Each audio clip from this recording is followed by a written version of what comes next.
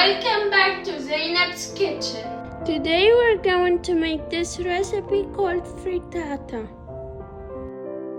The ingredients we need are eggs, green pepper, carrot, potato, broccoli, cheddar cheese, milk. Step number 1. Brush the oil all over the oven-proof dish. Step number 2. Break the egg into the mixing bowl. Add the milk, then mix it together.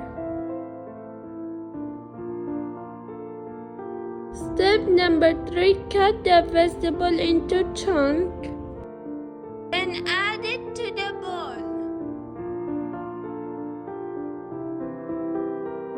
Step number 4. Add the grated cheese and mix it together.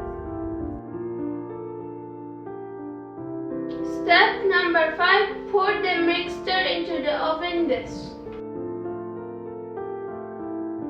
And now let's bake it for 30 minutes. 10 years later. Our frittata is ready. Let's try this. I rate this recipe 10 out of 10. Thank you for watching. Bye.